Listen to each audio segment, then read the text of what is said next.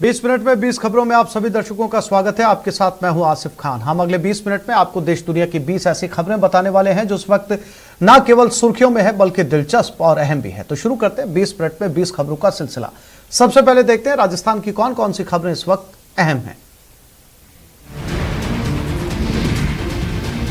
मार खा रहा शख्स खामोशी से कुर्सी पर बैठा है और एक महिला उस पर थप्पड़ों की बरसात कर रही है।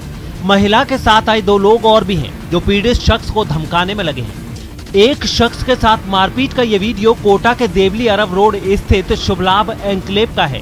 बताया जा रहा है कि पास ही रहने वाले एक दंपति ने गैस एजेंसी के मैनेजर से मारपीट की।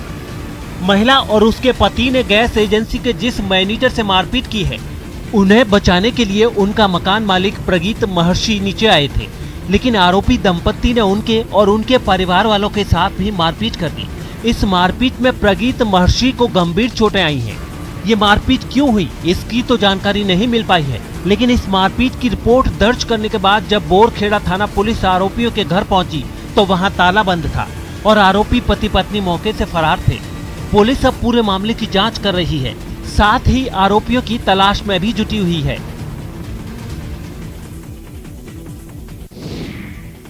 प्यार गाना शौक मन शौक रंग के सकाले काला दिल नहीं आरागा। अंदाज फिल्मी, हाथों में पिस्टल लिए ये वो बदमाश हैं जिनके चेहरे पर एक शिकन तक नहीं है कि उन्होंने कानून को ताक पर रख दिया है, कि अमन पसंद लोगों को दहशत से भर दिया है। एक कार में हाथों में पिस्टल लिए कानून को मुंह चिढ़ा रहे हैं। इन बदमाशों का ये वीडियो जालौर का है। यहाँ के लोगों का कहना है कि पिछले कुछ दिनों से 3 बदमाश इस इलाके में घूम रहे हैं। इन तीनों बदमाशों के इस वीडियो को पुलिस वालों को भी भेजा गया था, साथ ही शिकायत भी की गई थी।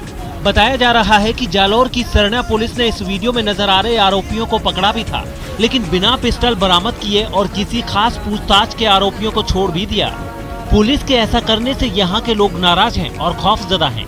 उनका कहना है कि अगर बदमाशों का यही हाल रहा तो फिर इस इलाके की शांति को इन बदमाशों की वजह से काली नजर लग सकती है।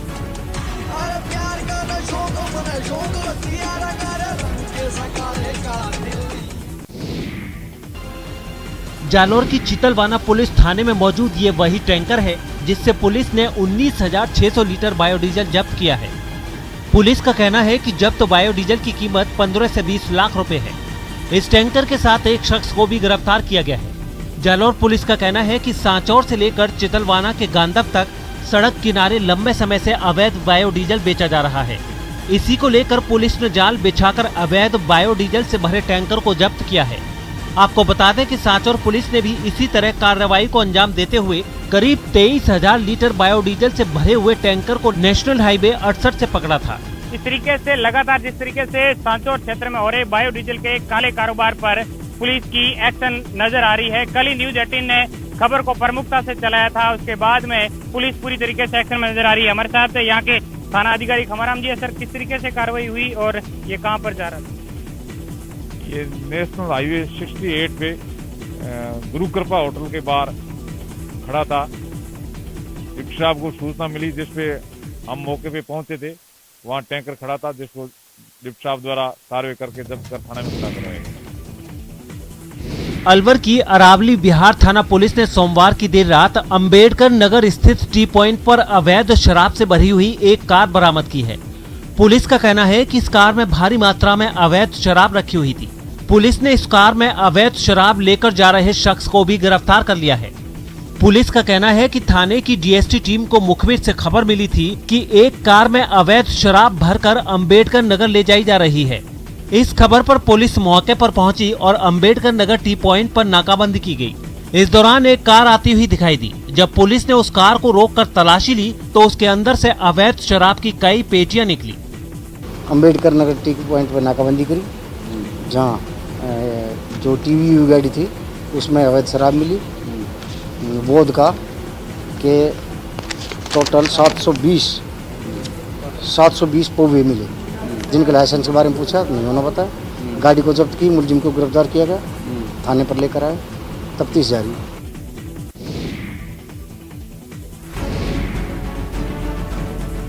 टोंक जिले के टोडा रायसिंह में किसानों ने विक्रय सहकारी समिति का गेट बंद कर विरोध प्रदर्शन किया। इस प्रदर्शन के दौरान किसानों ने टोंक जिले में 15,000 मैट्रिक टन डीएपी यूरिया उपलब्ध कराने की मांग की और इसके लिए उन्होंने सीएम के नाम एसडीएम को एक ज्ञापन भी सौंपा। एसडीएम को ज्ञापन सौंपते हुए किसान नेता रामलाल खोकर ने कहा कि जिले में अच्छी बारिश होने की वजह से डीएपी यूरिया की मांग ज्यादा है। पूरे राजस्थान में खाद की कमी नहीं है, लेकिन टोंक में किसानों को खाद नहीं मिल रहा है। इसका फायदा प्राइवेट दुकानदार उठाते हैं और किसानों को दोगुने दामों पर खाद बेचते हैं। किसानों ने एसडीएम को ज्ञापन सौंपकर जल्द डीएपी और यूरिया उपलब्ध नहीं कराने पर सड़क पर आंदोलन की चेतावनी भी दी है। मुख्यमंत्री के नाम टोडा राय सिंह एसडीएम को ज्ञापन सौंपकर अवगत कराया है कि किसानों को पहले ही उनकी उपज का भाव नहीं मिल रहा, इसलिए किसान कर्जदार हैं और कर्ज चुकाने की स्थिति में नहीं है। इसलिए हमारी किसानों की मांग है कि टोंक जिले में 5,000 मैट्रिक टन यूरिया व इफ्को डीएपी जल्द से जल्द उपलब्ध कराए।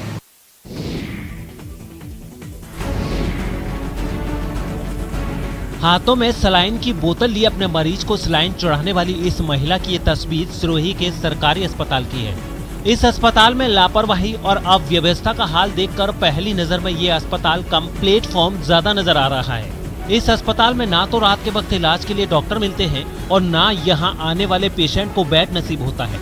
हालत गंभीर हुई तो फिर यूं ही हाथ में सलाइन या ब्लड की बोतल थमा दी जाती है। ज्यादातर मरीजों को तो यहाँ के डॉक्टर सीधे रेफर की पर्ची थमा देते हैं। बताया जा रहा है कि इस सरकारी अस्पताल का ना तो अब तक पीएमओ ने कभी संज्ञान लिया है और ना ही जिला कलेक्टर को इसकी सुध है।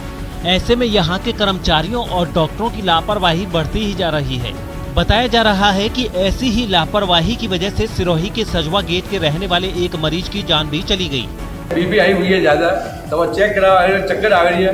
तब डॉक्टर साहब देखना तैयार नहीं बनने कि आप बाहर बैठोगे, बाद में आना, बाहर बैठो, बाद में आना, बेगड़ा जाना। ये एक चिट्ठी वाला आपने एडमिट रास्ता हुआ आधा घंटा थी, तब एडमिट ठीक रहनी है, मोबाइल बाद ढूंढा पड़ी है।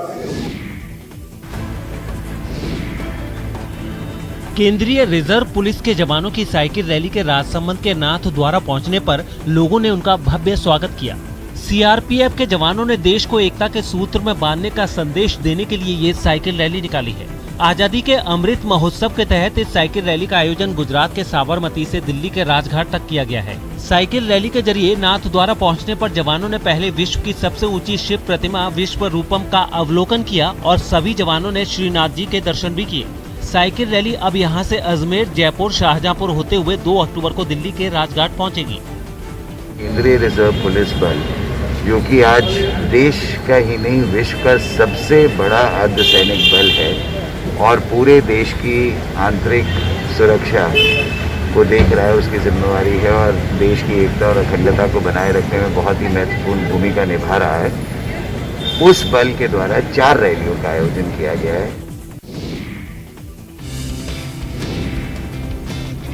जैसलमेर में नौसैनिकों की टीम का जो स्वागत किया जा रहा है और जो नौसैनिक युद्ध संग्रहालय में अमर शहीदों की प्रतिमाओं पर पुष्प अर्पित कर रहे हैं, वो नौसैनिक उस टीम का हिस्सा हैं जो मोटरसाइकिल रैली के जरिए जैसलमेर पहुंचे हैं।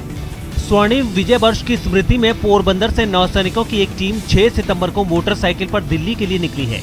इस दौरान ये टीम 6000 किलोमीटर का सफर तय करेगी और 3 अक्टूबर को दिल्ली के नेशनल वॉर मेमोरियल पर खत्म होगी। इस मोटरसाइकिल रैली का मकसद देश के युवाओं को सशस्त्र बलों की बहादुरी की कहानियां और 1971 के युद्ध के गौरवशाली गाथाओं से रूबरू कराना है। इस साल जो है हम 1971 की लड़ाई की जो स्वर्ण जयंती मना रहे हैं पूरे साल, इसीलिए इस जो मोटरसाइकिल एक्सपीडिशन जो है, जिसको हमने विक्ट्री का राइड का नाम दिया है और स्वर्णिम विजय अभियान नाम दिया है इसको, और इसके बीच में हम 1971 की लड़ाई में जो लोग शहीद हुए हैं उनको श्रद्धांजलि अर्पित कर रहे हैं। हरी झंडी दिखाते ही क्या बच्चे क्या जवान सब लक्ष्य की ओर दौड़ पड़े। दौड़ते भागते ये लोग मेगा मैराथन में हिस्सा ले रहे थे, जिसका आयोजन चूरू के सुजानगढ़ में किया गया था। सुजानगढ़ के नाथो तालाब के किनारे आयोजित मेगा मैराथन में लोगों का जोश देखने लायक था। यहाँ कोरोना गाइडलाइंस का ख्याल तो नहीं रखा गया, लेकिन जिस तरह से लोगों का उत्साह नजर आया, उससे ये अंदाजा हो गया कि लोगों में अब कोरोना का खौफ कम होने लगा है।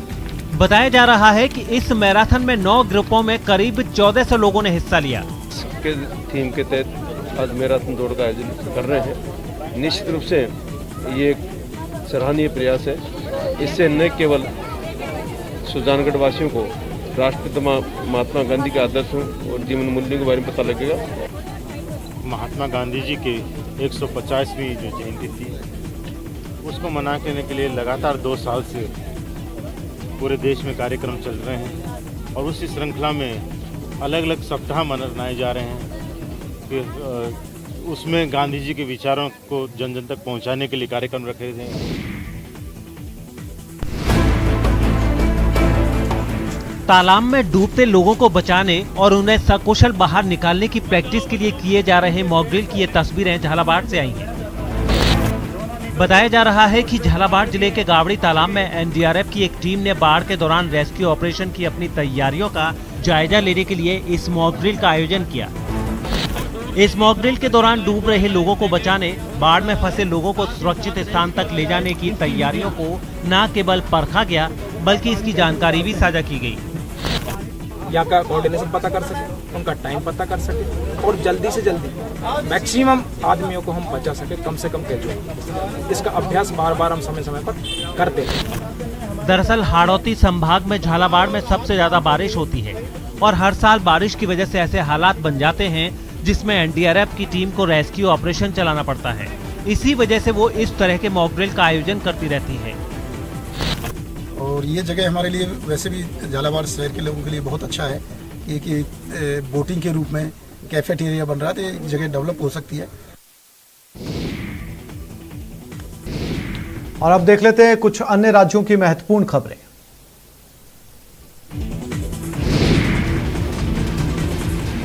गुजरात एटीएस ने अरब सागर में एक ईरानी बोट से 7 लोगों को गिरफ्तार किया है।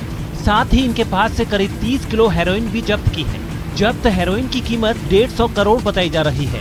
गुजरात एटीएस की ओर से कहा गया है कि जुम्मा नाम की ये फिशिंग बोट ईरानी ड्रग्स माफिया इमाम बख्श की है और उसमें पाकिस्तानी समुद्री सीमा में हेरोइन लोड किया गया था। एटीएस की ओर से ये भी कहा गया है कि इस बोट नौका को पहले श्रीलंका ले जाया जाना था, लेकिन रास्ते में नौ बख्श ने नौ वहन दल को सैटेलाइट फोन से निर्देश दिया कि वो गुजरात या महाराष्ट्र के तट के जरिए प्रतिबंधित मादक पदार्थ को पंजाब पहुंचाने की कोशिश करें। अब तक जो जानकारी मिली है उसके मुताबिक ईरानी ड्रग माफिया इमाम बख्श और खान साहब ने पाकिस्तानी ड्रग माफिया गुलाम के साथ मिलकर समुद्री मार्ग से श्रीलंका के लिए ये हेरोइन भेजी थी, लेकिन बाद में इसे पंजाब या महाराष्ट्र भेजने की कोशिशें शुरू की गयी। जो इन्फॉर्मेशन मिली इस आधार पे कोस्ट गार्ड के साथ मिलकर गुजरात एटीएस ने एक ऑपरेशन हाथ धरा और 185 नॉटिकल माइल्स पे 30 किलो हेरोइन मिला हुआ है।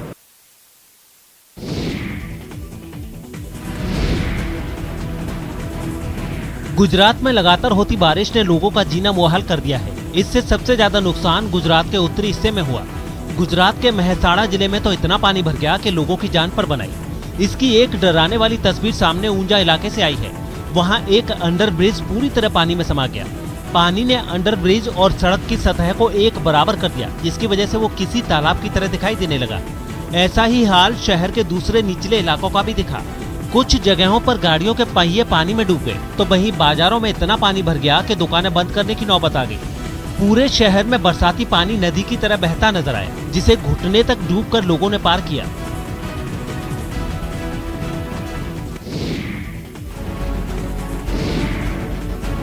पश्चिम बंगाल में हुई जोरदार बारिश से कुछ जिलों में बाढ़ जैसे हालात बन गए। राज्य के जिन शहरों में इस बारिश का सबसे ज्यादा असर देखने को मिला उनमें कोलकाता भी शामिल है, जहां बादल ऐसे बरसे कि शहर के कई इलाकों की सूरत ही बदल गई। लेक गार्डन्स, जो राजधानी कोलकाता के पॉश इलाकों में एक है, वहां की सड़कों पर इतना पानी जमा हो गया कि गाड़ियों की रफ्तार थम गई। लोगों का अपने घरों से निकलना तक मुश्किल हो गया। कुछ सड़कों को देखकर तो ऐसा लगा कि वहां नदी बह रही हो। वहां के मकान हो या दुकानें या फिर सड़कें, सभी जगह पानी का कब्जा हो गया। बारिश में कोलकाता पूरी तरह बेहाल हो गया है। सड़कों की तस्वीरें देखिए, चारों तरफ लबालब भरा हुआ पानी और इस पानी से जूझकर लोग जो है वो निकले हैं। बारिश से बिगड़े हालात की वजह से वहां के कई लोग अपने घरों से बाहर निकलकर काम पर नहीं जा सके। उनमें टीएमसी सांसद सौगत राय भी थे। हालांकि वो थोड़ी देर के लिए अपने घर से बाहर आए और पानी से भरी सड़क पर घूमकर आसपास के लोगों का हाल जाना।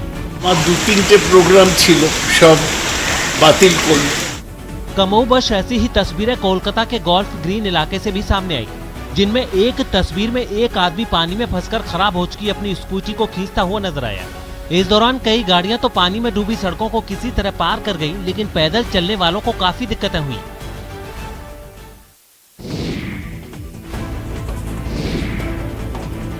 कोरोना की तीसरी लहर की आशंका के बीच दिल्ली एम्स में देश की सबसे बड़ी लैब तैयार की गई है। दावा है कि इस लैब से 20 मिनट के अंदर ब्लड रिपोर्ट मिल जाएगी। इस लैब का जायजा लेने खुद स्वास्थ्य मंत्री मनसुख मांडविया दिल्ली एम्स पहुंचे, जहां डॉक्टरों ने स्वास्थ्य मंत्री को लैब से जुड़ी हर जानकारी दी और ये भी दिखाया कि कैसे इस आधुनिक लैब में मरीजों से लिए गए सैंपल की जांच मिनटों में की जा सकती है। इस मौके पर दिल्ली एम्स के निदेशक डॉक्टर रणदीप गुलेरिया भी मौजूद रहे।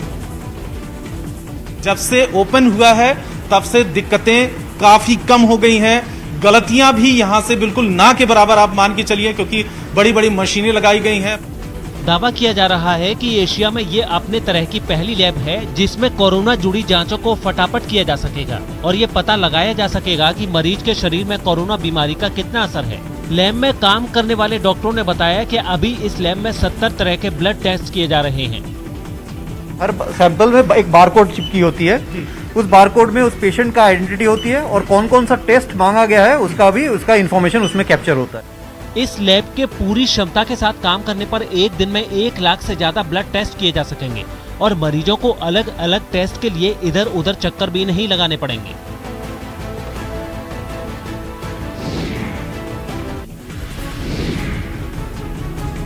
मुंबई में गणेश उत्सव के बाद एक बार फिर कोरोना के केस ना बढ़े, इसको लेकर बीएमसी ने कड़े कदम उठाने शुरू कर दिए हैं। आसपास के इलाकों से मुंबई लौटने वाले लोगों का रेलवे स्टेशन पर ही कोरोना टेस्ट किया गया। इस टेस्ट की वजह से कई प्लेटफॉर्म पर लोगों की लंबी कतारें लगी दिखी। कोंकण से जितने भी लोग मुंबई वापस त्योहारों के बाद आ रहे हैं, तो ऐसे में मुंबई के रेलवे स्टेशन पर उनकी टेस्टिंग की जा रही है। छुट्टी के बाद मुंबई लौटी भीड़ से कोरोना के बढ़ने का खतरा बताया गया, जिसके लिए स्टेशन पर ही पूरी तैयारी की गई। टेस्टिंग के लिए स्टेशन पर एक टीम मौजूद दिखी, जिसके डॉक्टर पूरी सावधानी से हर यात्री का टेस्ट करते नजर आए। हालांकि जिन्हें वैक्सीन के दोनों डोज लग गए, उन्हें सिर्फ सर्टिफिकेट दिखाने के लिए कहा गया। Without showing any RT-PCR report or 2 vaccination, otherwise you have to do the rapid antigen test. उसके बिना हम लोग छोड़ते नहीं। बीएमसी ने आशंका जताई है कि मुंबई में दाखिल होने वाली भीड़ से संक्रमण भी बढ़ सकता है, जिसे देखते हुए टेस्टिंग की व्यवस्था की गई ताकि कोरोना की बढ़ती रफ्तार को रोकने में मदद मिल सके।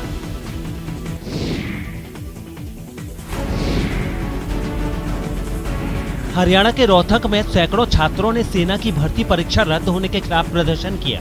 इन लोगों की मांग है कि सेना में भर्ती के लिए होने वाली परीक्षा की तारीख की घोषणा जल्द की जाए और इस मांग को मनवाने के लिए उन्होंने रोहतक की सड़कों पर प्रदर्शन भी किया।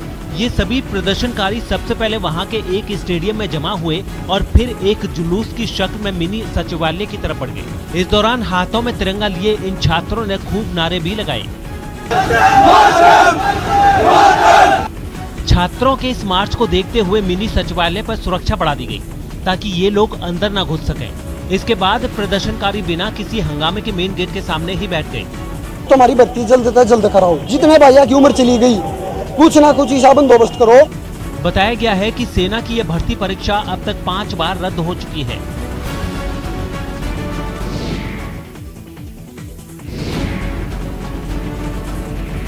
उत्तर प्रदेश के बागपत से हैरान करने वाला एक वीडियो सामने आया है।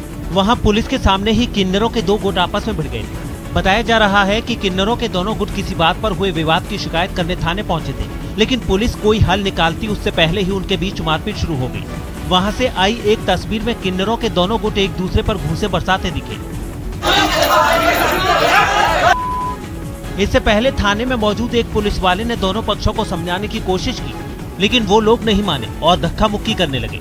इसी बीच एक पक्ष के किन्नरों ने दूसरे पक्ष पर हमला बोल दिया। हालात बिगड़े तो पास में खड़े कुछ और पुलिस वालों ने मोर्चा संभाला और हंगामा कर रहे किन्नरों को वहां से हटा दिया। बताया गया है कि थाने में हंगामा करने के आरोप में कुछ किन्नरों पर कार्रवाई भी की गई है।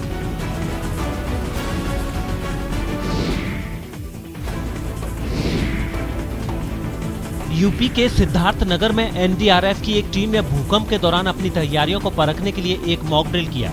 इस मॉक ड्रिल के पीछे का मकसद ये रहा कि जब कभी भूकंप में लोग ऊंची इमारतों में फंस जाएं, तो उन्हें फौरन किस तरह सुरक्षित निकाला जाए।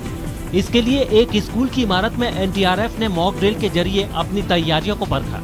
वहां से सामने आई तस्वीरों में एनडीआरएफ की टीम एक्शन में नजर आई। कुछ जवान जमीन पर तो कुछ इमारत की छत पर डेरा जमाए दिखे और फिर शुरू हुआ सांसें अटका देने वाला स्टंट। रस्सी के सहारे इनमें कुछ जवान इमारत के ऊपर चढ़ते और नीचे उतरते नजर आए। इसी बीच एक जवान गोद में बच्चा बने एक डॉल को लिए उस इमारत से रस्सी की मदद से नीचे उतरा और फिर उसे मेडिकल जांच के लिए ले जाता दिखाई दिया। इसके अलावा भूकंप के बाद मकानों में फंसे लोगों को कैसे निकाला जाए, इसका भी अभ्यास किया गया। NDRF ने अपने भी डिस्प्ले किए हैं कि हाउ दे रेस्क्यू, कैसे वो रेस्क्यू करते हैं, कैसे सर्च ऑपरेशंस करते हैं। इस पूरे मॉक ड्रिल के दौरान स्कूल के छात्रों को भी शामिल किया गया ताकि जरूरत पड़ने पर लोगों को बचाने में वो भी मदद कर सकें।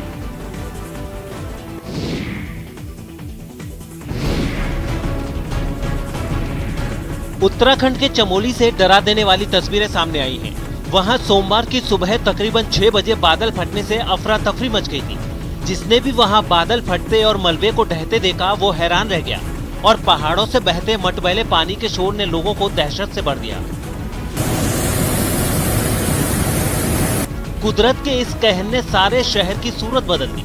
हर जगह बड़े बड़े पत्थर के टुकड़े बिखरे नजर आए। कुछ इलाकों में तो कीचड़ की मोटी परत जमा हो गई जिसे लोग बड़ी मुश्किल से पार करते दिखे। कुछ जगहों पर सड़क के किनारे खड़ी कारें इसका शिकार हो गईं, तो वहीं कुछ मोटरसाइकिल तो कीचड़ में पूरी तरह से डूब गई। सीमेंट से बने बिजली के पोल तक उखड़ गए और रास्ते बड़े बड़े चट्टान के टुकड़ों से पूरी तरह से जाम हो गए। एक जगह पर तो पानी के साथ आए मलबे ने एक पुल की शक्ल ही बिगाड़ के रख दी। उसके एक सिरे पर लोग जमा हो गए, लेकिन दूसरी तरफ जाने की कोई हिम्मत तक नहीं जुटा पाया। हालांकि जैसे ही इसका कहर थोड़ा कम हुआ तो लोग सुरक्षित ठिकानों तक पहुंचने के लिए इसे पार करते दिखाई दिए। इस हादसे पर राज्य के मुख्यमंत्री पुष्कर सिंह धामी ने चिंता जताते हुए पूरी मदद का भरोसा भी दिया है। और अब 20 मिनट 20 खबरों में बात कर लेते हैं इंटरनेशनल खबरों की।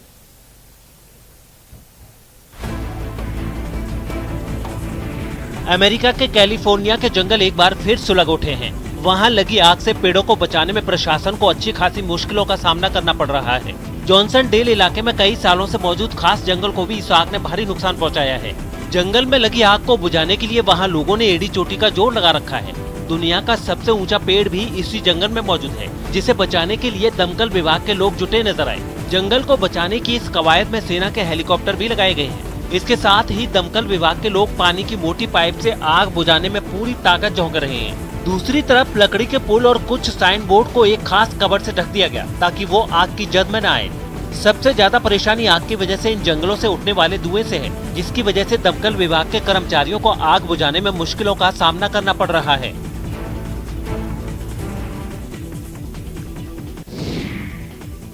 तो इस बुलेटिन में फिलहाल इतना ही। नमस्कार।